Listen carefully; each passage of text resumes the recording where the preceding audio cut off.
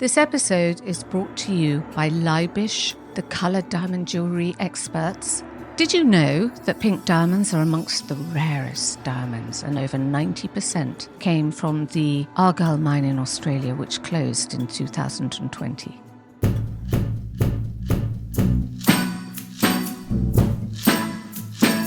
Welcome to this special episode of If Jewels Could Talk. As the world wakes up to the terrible loss of priceless jewels associated with the French crown, which are symbols of French history, stolen from the Louvre at the weekend, from a room whose ornate decoration was commissioned by the Sun King himself, Louis XIV, and contained a set of historic crowns, diadems, and jewels, we want to understand the ramifications and the full extent of this loss. So I am delighted today to welcome the French historian and author Vincent Meylan, who writes about history and haute jewellery and is a specialist in precious stones and the author of several books. Vincent, thank you for joining us. Thanks to you. I'm super happy to be here. I know, but we're not happy for the reason to be here, are we? No, we're definitely not. I mean, I'm even a bit cross, angry. I bet you are. No.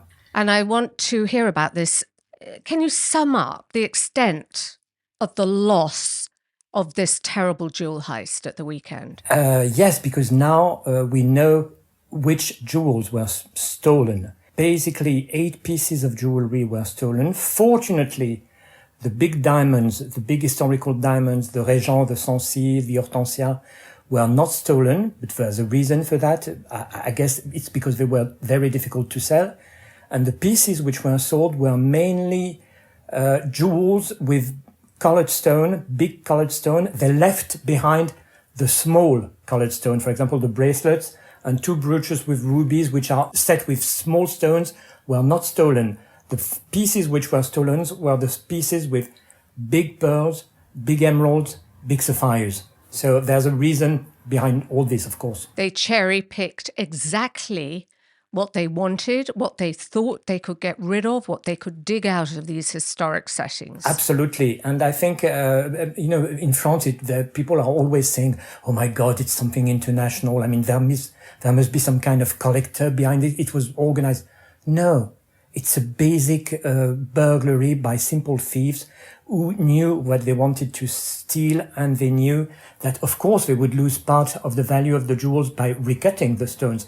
But obviously the idea was, like it was in Dresden 10 years ago, or in Portugal a few years ago, to take all stones and to cut them, to get the extent of the catastrophe, because it's indeed a catastrophe for French patrimony and history. One of the pieces stolen was the diamond brooch created by Babst for Empress Eugénie in 1852. Well, okay, it was Babst, it was Empress Eugénie, but the 2 main stones on that brooch, which is absolutely huge, were 2 diamonds, Indian Golconde, left to King Louis XIV, the Sun King, by Cardinal de Mazarin in 1861. So they've been around in France for more than 350 years. They survived the Great Revolution. They survived the catastrophic auction in 1887, because the French sold everything at auction in the Louvre, actually. There was one of the 3 pieces kept by the French authority because they thought it was some kind of religious ornament, which it was not. But anyway, it has survived. Because they call it the reliquary. Absolutely, but it has no meaning at all. But basically, the diamonds were absolutely amazing, and they were, once again, Louis XIV, Cardinal de Mazarin, Indian diamonds. And these 2 diamonds, which have a heart shape, are very easy to recut. You just have to think about the Hope diamond. The Hope diamond, the big blue diamond, also had a kind of heart shape. They cut the 3 points, and it made a round diamond. So those 2 diamonds, which have a heart shape, you just have to cut the 3 points, and you have a round diamond of 14 carats. But my point, Vincent, is, given that they can't sell it with the historical provenance, what they'll sell them for eventually is pennies for what they should have got. And why not go and steal some modern gems? You mean where? In Place Vendôme? Or? Yeah. Because on Place Vendôme, the security is much higher than it is at the Louvre Museum. I mean, stealing at the Louvre Museum is definitely piece of cake for burglars. I mean, everybody forgets that in 1792, during the First Revolution, there was already a burglary of the French crown diamond in the Hôtel de la Marine, which still exists in Place de la Concorde. And there was a simple ladder put on a balcony, and they climbed the ladder to get inside, and they stole everything. What did they do this side? There was a balcony overlooking the river banks with cars everywhere, so it's public space. They put a ladder, they climbed the ladder, and they opened the window. Same thing. And in 1976, another burglary happened in the Galerie d'Apollon in the Musée du Louvre. They stole the diamond sword of King Charles X. Just took the opposite example. Imagine the crown jewels of England exhibited on the first floor of Buckingham Palace overlooking the street. That huge gallery with an access on the road. So who do you blame for this breach of security, for the lack of security? I mean, you know, the French Minister of Culture issued a press release yesterday in which she was thanking all the people from the Louvre Museum for doing their job so well. I mean, it's a joke. Yes. You don't have to tell they are wrong, but you don't have to say anything. I mean, I think those jewels should never have been exhibited in that place. Never. And it's not the worst that could have happened, because in the same gallery, I mean, you have all the glassware of Louis XIV in crystal rock ware set with diamonds and gold, all Renaissance pieces of silverware. I mean, they could have smashed the windows and all those things would have been broken. I mean, that place is where the most expensive pieces of French national treasures are exhibited, and they've been there for centuries. The three windows showcase with the diamonds were something, but all around them there are other windows with pieces of silverware and, as I said, rock crystal ewers. Amazing pieces. And apparently the cameras were not working. It lasted 7 minutes. Can you imagine 7 minutes? Because everybody says, okay, it lasted only 7 minutes. My God. That's a long time. It's a very long time. And think that they actually climbed the ladder outside the Louvre in full view of everyone. And 7 minutes later, they climbed down and nobody saw anything on the camera security system. Nobody intervened.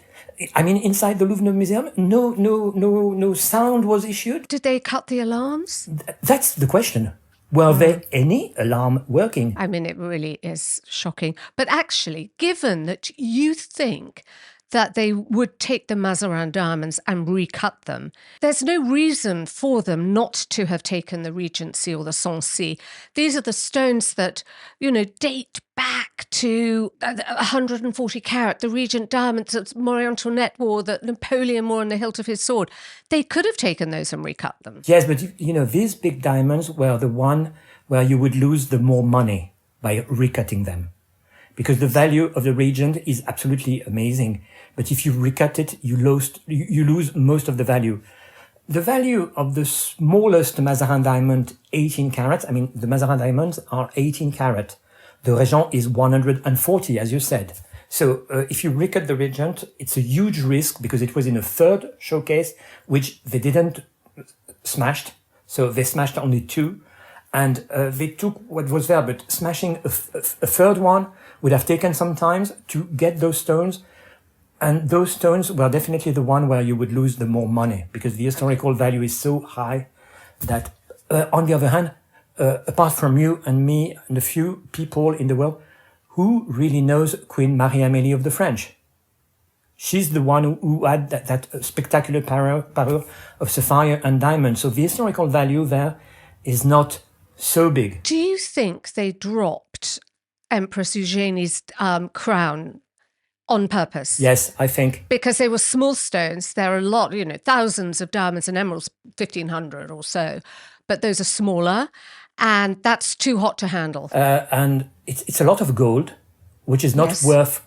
I mean, gold is very expensive, but 1 kilo of gold is 60,000 pounds. So, I mean, there was something like 100 grams of gold on that crown, or maybe 200. So it was worth something like 10,000 pounds in gold. And on that gold, a lot of small stones, as you say.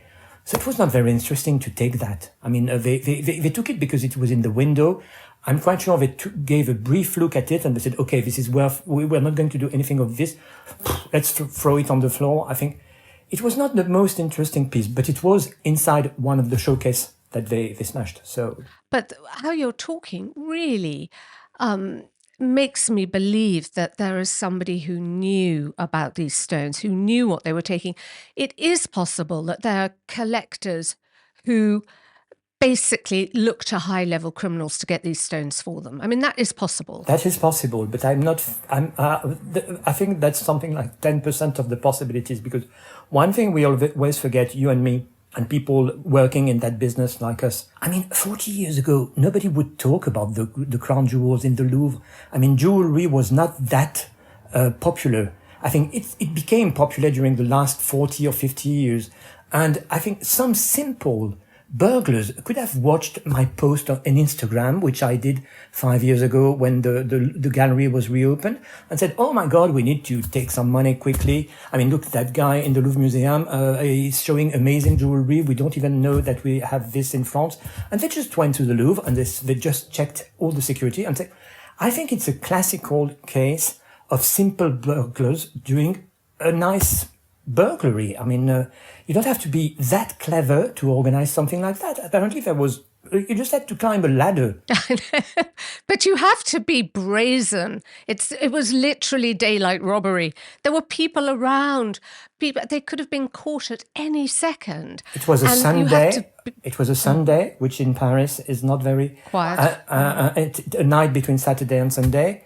And the only problem is that nobody noticed. Because, actually a guy noticed outside. It was a tourist. So a guy walking on the riverbank, he saw them and he gave testimony. I think he even filmed something. So people outside could see them.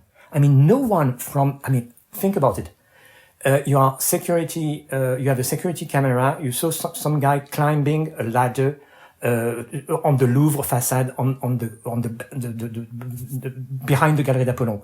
You think, oh my God, something is happening. You just organized everything. You set the alarm. I mean, it should have taken something like 1 minute or 2 minutes at the most to get some cars under the ladder to prevent them to escape. Because, the problem in a burglary is not to get inside. The problem is getting outside.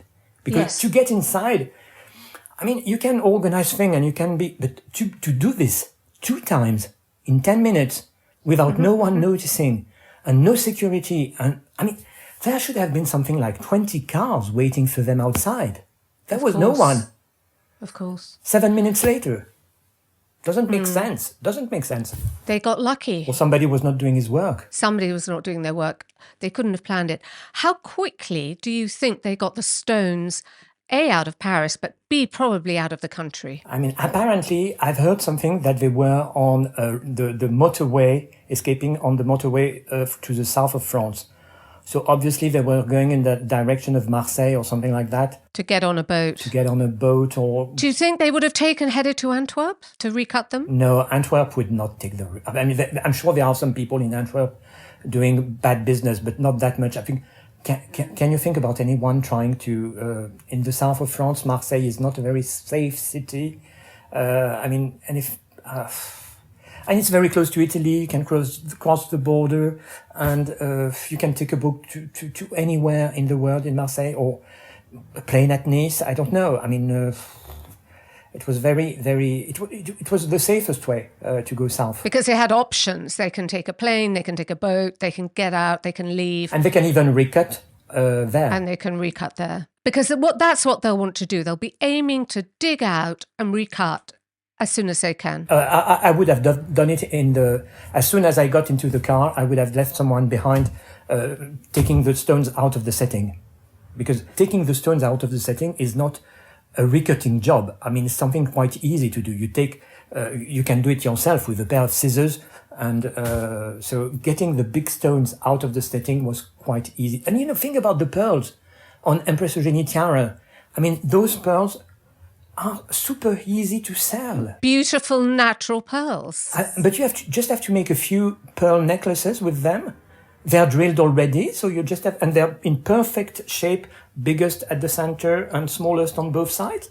I mean, you could do something like 5 or 6 pearl necklaces with them, which would be between 50,000 and 100,000 euros worth. Easily. But don't you think, Vincent, for people like you and me who do what we do, I mean, the loss isn't so much the stones, it's the loss of that craftsmanship. of when you said Frederick Baps, Alexandre Lemonnier. I mean, that sort of craftsmanship that they'll dig out and discard. You know, the thing which is most shocking to me, I mean, I completely agree about the stone, the historical value, the craftsmanship. We love that job so much. But the thing which really makes me mad, really, I mean, it's something very human. I mean, we always forget that France sold almost everything in 1887. We sold all the crown jewels in 1887. There was an auction at the Louvre Museum, actually, not in the Galerie d'Apollon, but in the Salle des États. And it's not at all like the crown jewels you have in England, because the crown jewels you have in England were always there since Cromwell, I agree. Well, some of the stones, the St. Edward sapphire, go back to Edward the Confessor, 1,000 years. But the thing we have to accept, the reliquaire brooch, which was kept, not sold in 1887, the thing we have to know is that in 1950, after World War II, there was not one piece of jewellery in the Galerie d'Apollon. Not one. Because everything had been sold. And during the last 40 years, I've been to the auctions. You have been to some of them. All these pieces which have been stolen have been bought by money provided by tourists buying the entrance to the Louvre, and also the extremely wonderful Association des Amis du Musée du Louvre, who has given millions through its members who give every year, I don't know, for the smallest one, maybe 40 euros, 40 pounds every year. And these people have been providing the money so that the Association du Musée du Louvre could buy some jewelry. They bought the Pearl Tiara in 1992 at the Tournon Taxis auction. I was there. I saw it. They bought the Sapphire and Diamond Parure in 1986 from the Comte de Paris. They bought the Marie-Louise Emerald in 2002 through the Association des Amis du Musée du Louvre. And the Empress's crown was 10 million at auction, wasn't it? It was but I mean, it was paid by the money of the common people, foreigners also. I mean, not only French. So we should all be angry Absolutely, about this. because all the members of, I mean, nothing was left there. I mean, there was nothing in that gallery in terms of jewelry. And everything has been bought patiently. Every time there was a piece arriving at auction, an historical piece, a crown jewels piece, it would be bought, and the Association des Musées du Louvre would issue a press release to its members saying, we need some money because we want to buy that piece. Could you please give us extra money? And the members did it. I did it. Other people did it everywhere in the world. And all that money, I mean, we're talking about tens of millions. You know, the Mazarin diamonds survived the First Republic, the Third Republic, and they were lost during the Fifth Republic. What else can you say? I mean, you expect to lose royal jewels with the Royal Association during times of revolution, but not just on a normal Sunday. I'm really thinking about all those people who have given money to buy those jewels. What do they think today? I mean, the Louvre Museum... Well, they won't be doing it again. That Absolutely. is the problem. It's going to really affect the Louvre Absolutely. going forward in fundraising and support. Why should you give money to those people? They can't keep the pieces that are bought with your and my money. Next step would be... I mean, they would not steal the Mona Lisa because it's too famous. Those jewels, they can be sold because of the stones. And it's really a shame. But you never know. I mean... They may resurface. I was asked this morning, actually, by the BBC, and I said, well, you know what? Stranger things have happened, that jewels have been stolen, they have been broken up, but important diamonds have resurfaced at auction as they were, unrecut. We don't know what's happened to them in the meantime, but they do resurface. Do you think the Mazarin stones could resurface like that at some point? Think of the example I was thinking of was the Maharaja of Patiala's necklace that was stolen in 1948. The big De Beers 200-carat yellow stone did resurface at auction in the 80s, unrecut. Anything can happen. In that kind of problem, you have to be honest about the chances. I mean, obviously, the Mazarin diamonds are very, very valuable. And it's a very simple thing to recut them in order to disguise them. And they have no there are no possibilities to identify them because no one can say, this is, if you recut it, it's a wonderful Indian diamond, Golconde, best quality, of the 14, 15 or 16 carat. But nobody could, I mean, how many Indian diamonds are there of 14 and 15 carats? I mean, nobody could identify them and say, these are the Mazarin that was stolen at the Louvre Museum. Same thing for the pearls. It's more easy to sell those stones than people would think. And to resurface like that and to benefit from their history, there would have to be a tradition that they came from the French crown jewels at some point, wouldn't they? Absolutely. But, sometimes even provenance, tradition, historical provenance can play against the price because you think, oh my God, it's going to be bought by a museum. That's exactly what happened to the Marie Antoinette diamond bracelet. I mean, they sold for 6 million euros, something like that. I'm not 100% sure of the price because I think quite a lot of people imagine, okay, this has to go to a French museum, this has to go. And so the person who bought them made a real bargain because it could have been more expensive. Yes. I mean, history is something which is important to us. History. And the problem, it's also a French national problem. I mean, in France, I'm not sure people at school know anything about Queen Marie-Amélie, Empress Eugénie, or the only queen they would know is Marie Antoinette for cinema reasons. I mean, for Kirsten Dunst. But I mean, I don't think history, the sense of history in France has been lost so much that I'm not sure people care a lot about that. People who know heritage and patrimony, people who are going to the Louvre, but I mean, these are 10% of the population. So the majority are foreign visitors? A lot of them are foreign visitors. And so you think the trouble is losing objects like this makes everybody lose that thread of cultural history more? Especially if they're already losing it. I mean, it's going like a wheel. I mean, you're losing the knowledge at school and then you're losing the symbols. But don't you have, Vincent, part of the reason we're doing this podcast is that people are fascinated by jewellery, in fact, and around the world they are talking about this. And for some reason, in people's consciousness, jewel heists take on this sort of extra emotional relevance. And people talk about it far more than just normal burglaries. I've always been amazed by the fascination of people for jewelry.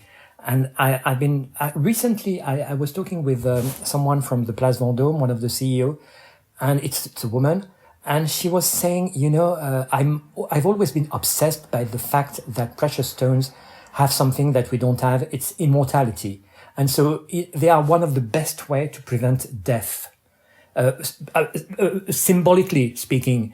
And I mean, when you get inside history through those stones, you're linked to those people, you're linked to Marie Antoinette, you're linked to the Sun King. It's a very easy way. It's a crystal ball. Jewelry is a crystal ball. And you can check all the human passions in that crystal ball. And you can see love, you can see revolution, you can see violence, you can see burglars, you can see wars. It's very interesting. You don't see this in a bed or in anything else. No, you don't. And the thing is, these stones, whether we like it or not, we like them in the settings they were in. They will go on and have another life. They will go on in whatever incarnation they are now put into. And the funny thing is that you never know what's going to happen. Maybe within 50 years, when all of us will be dead, those stones will reappear and maybe they will be found again and exhibited again, because I hope in the same shape, but maybe not. But in any case, they won't die. They will be somewhere. They'll be somewhere. And if anybody had any suspicions of anybody or was approached by stones, they should automatically go to the authorities, shouldn't they? Absolutely. They should absolutely go to the police and think about something. I mean, it's really, it's amazing the reaction to that burglary. I have to say that because I've been contacted I've seen reactions all over the world. I mean, it's a long time since I've had so many comments on my Instagram page. I mean, it was absolutely amazing. So it's a bit like Notre Dame in a small, it's the Louvre. So it's stones, precious diamonds in the Louvre Museum, which is famous all around the world. I mean, it's absolutely spectacular the way. And it gives a good, in my opinion, indication of the way those jewels and treasures are not valued at their right value by the French authorities, because they should have been exhibited exactly like the crown jewels are exhibited in the Tower of London, in a safe with huge doors, no windows overlooking outside, no windows on the road like they are today. I mean, and it's happened in 1792, it's happened in 1976, it's happening in 2025.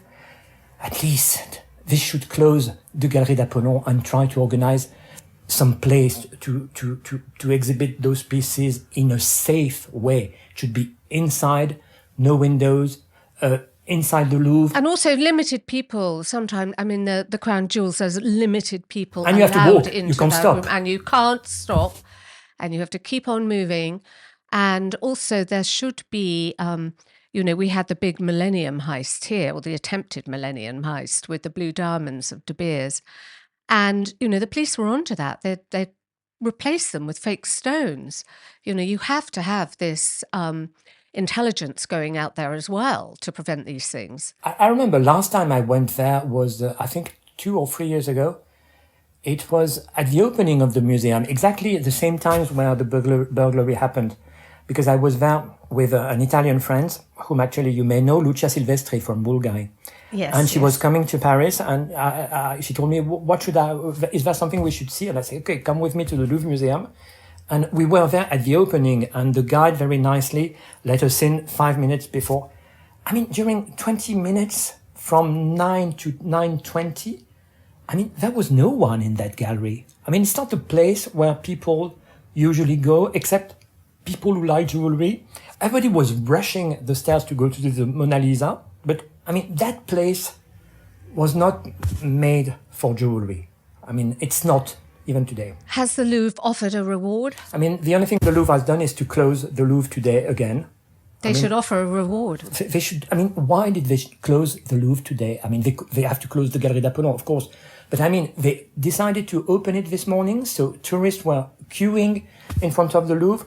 They said, okay, it's going to be a bit long. And then after 2 hours waiting, they said, okay, we are not opening the Louvre today. I mean, what's happening? I mean, what's... Chaos. I mean, it doesn't make sense. My final thought, Vincent, is when you talked about showing this on your Instagram, do you think everyone is partly at fault who film these things and show it on their Instagram? Do you think we should be banned in certain situations because of security in showing windows, layouts, showcases? And sometimes we are, we're very lucky people, you and me, because sometimes we see things in a way people don't. I mean, and many times I've seen exhibition, for example, with a jeweler, which I won't mention for security reasons, and without any showcases. And I remember we were told not to publish anything on Instagram the day, on the very day. We had to publish the day after, because the day after the jewels were gone and the exhibition was closed. And so of course, sometimes we are warned. The big problem is that when you have any private exhibition, presentation of collection, exhibition anywhere in the world, security is at maximum. And obviously, security in public museum in France is not organized the way it is in private institution. I mean, have you ever heard of a jewelry exhibition without a permanent guardianship in the room? I mean, I did an exhibition at Masterpiece Fair London quite a while ago, and I had 6 guards full time. 3 in the day and 3 at night. And that was a secure environment. And I still, on my stand, because I had 40 pieces of jewelry, I had to have those guards 24 hours. There was no one in the Galerie d'Apollon during the whole night. Unbelievable. I think we should all require the Louvre to offer a reward, because really it's for everybody. We need to see these pieces. This is all of our history. You know what the Louvre French. is going to do if we offering a public reward? They will open a fund asking the public to send some money to make a reward, because that's what they always do. I mean, they're always asking people to give some money, to organize security, to organize exhibition, to buy some new pieces. Well, there'll be pushback this time. People are going to say, no, you are not the guardians. Absolutely. You are not responsible guardians. So many people go to visit the Louvre. I mean, They keep saying, oh, we don't have enough money for the security. What do they mean? 15 million people every year, they don't have the money? They are more visited than the city of Venice. They have no sense of reality. I mean, the most visited museum in the world doesn't have enough money to organize security. They have to explain this to me. Doesn't make any sense to me. It doesn't make sense. Vincent, thank you so much for sharing your thoughts and your expertise with us. You said what has to be said. And for everyone listening, Vincent's going to be back. We are continuing to shine a light on French crown jewels because we're going to be back very soon talking about the jewellery and another terrible heist, the affair of the diamond necklace and Marie Antoinette. So please join us both then. And thank you for listening. Thank you, Vincent. Thanks to you. If Jewels Could Talk with Carol Woolton is produced by Natasha Cowan, music and editing by Tim Thornton, graphics by Scott Bentley, illustration by Jordi Labanda.